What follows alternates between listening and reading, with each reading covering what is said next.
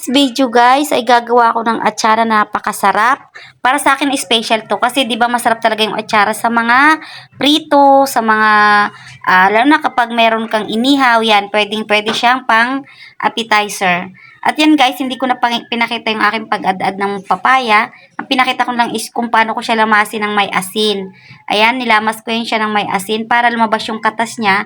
At nirest ko lang yan siya ng mga 30 minutes. At habang nirest ko nga yan, nire-ready ko naman yung aking panglagay sa kanya. Ayan guys, pinagsama-sama ko na lahat yung sangkap na yan. Yung bell pepper, carrots, luya, bawang, sibuyas. Diyan guys, hindi ko pa yan titimplahan kasi lalagyan ko pa yan ng asin. Ayan, nilagyan ko siya ng asin kasi lalamasin ko siya dyan bago ko siya hugasan. Ayan, minekos-mekos ko nga yan para makoated lahat ng asin yung mga gulay na yan. Kasi ang gagawin ko dyan is huhugasan ko siya sa tubig ng 3 beses.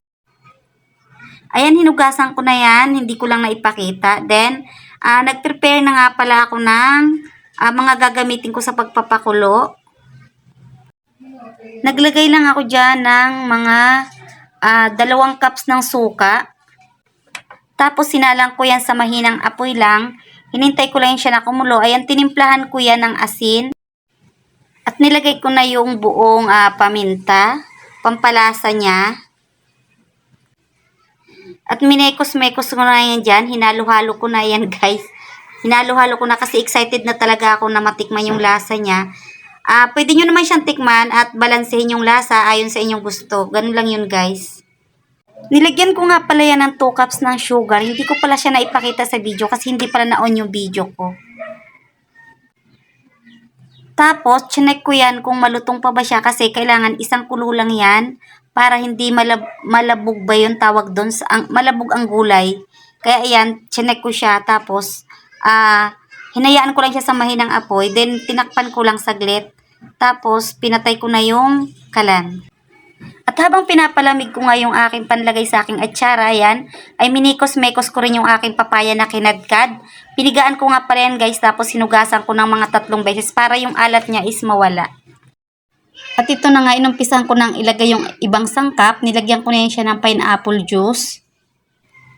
1 can nga pala yung ginamit ko dyan guys, para mas masarap siya. Kasi hindi naman naubos lahat yung papaya na gagawin ko, kaya 1 can lang yung nilagay ko, tamang-tama lang siya. Tapos nilagay ko na rin yung pineapple tidbits kasi dagdag pampasarap din siya at pampalasa. At nilagay ko na rin yung aking pasas. Ayan. Napakasarap niyan guys kasi kumpleto ricado. Tapos minekos-mekos ko lang uli para mag-combine lahat yung mga sangkap niya. At ito na nga, ilalagay ko na yung aking pinalamig. Ayan, nilagay ko na siya. Ayan, ang ganda niyang kulay niya, oh. Napakasarap talaga niyan guys pag nagawa siya. At saka mas masarap siya pag tumagal. At minekos-mekos ko na rin yan dyan. Hinalo-halo ko na para ma-mix talaga siya ng maayos. Kasi talagang parang na-amaze ako dun sa ginawa ko. Kasi first time kong gumawa ng atsara. Pero hindi ko ina-expect na masarap talaga siya. Kasi nga kung pang sarili naman na pangkain mo, dapat masarap talaga. Alam mo ba yung sulit yung lasa? Sulit yung mga ginastos mo dun sa mga sangkap. Kaya kailangan masarap yung kalalabasan. Huwag magtipid. Huwag tipirin yung mga sangkap para masarap at malasa yung kalalabasan ng ginawa mong atsara. At dahil wala nga akong mga jar o kaya mga bote, ilalagay ko na lang siya sa aming mga baunan. Ayan, pero yung baunan ko is hindi yan normal na baunan kasi 1,100 ml ata ang isa niyan.